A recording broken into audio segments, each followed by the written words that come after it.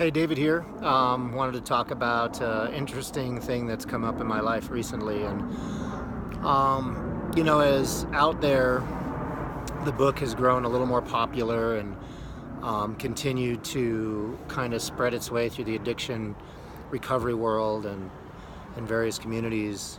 The outreach that's come my way has just grown exponentially, and I used to put my personal cell phone number out on Facebook every holiday and say, here's my phone number, and if you're out there, if you're struggling, give me a call. And this is one of the first holidays that I can recall that I didn't do that. And I didn't do it because I don't care. I did it because the current level of outreach is so high that sometimes it gets a little weird to balance out. I feel I want to talk to every single person who's struggling, every single person who is in a tough situation, and the first thing that they think of is to reach out to me. That's the most amazing gift, the biggest blessing that's ever happened in my life.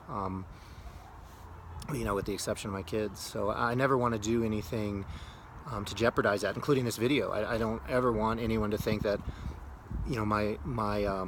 my perspective is to minimize the outreach that comes my way, but it's all about finding balance in that. And I probably responded to a couple hundred text messages and Facebook messages and things yesterday, and I felt as I was doing it that I was ignoring the people right there around me, and that felt odd to me. It felt weird. It felt like I wasn't doing the right thing somehow.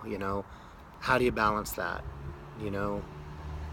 And it occurred to me that balance is the same whether it's a problem of abundance or a problem of scarcity. That the answer is always to connect more, not connect less. And my first instinct was like, hey, I need to somehow disconnect from this, right? I need to maybe only answer my phone on every other day, or turn off my outreach on these days, or all these kind of things that disconnect me from other people. And really the answer came to me from a friend just a few minutes ago, who reminded me of some of the things that I've told him, and that's to connect. It's always to connect, to instead of creating those gaps, to bring those people in my life, Courtney, my kids, my parents, my brothers, my closest friends, into what I'm doing, and to share with them how my life has been impacted by addiction, how my life has been impacted by out there,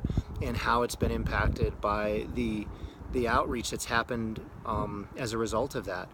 I don't want to eliminate that contact. I want to encourage it.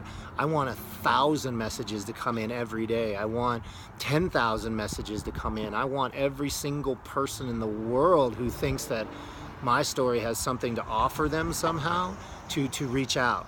And I want to protect that, because not based on ego, not that I feel like I can help that other person. I know I can't, but I know that if standing in the light and sharing my story helps someone turn on the light in them, that I'm never going to leave that light. I'm never going to walk away from that.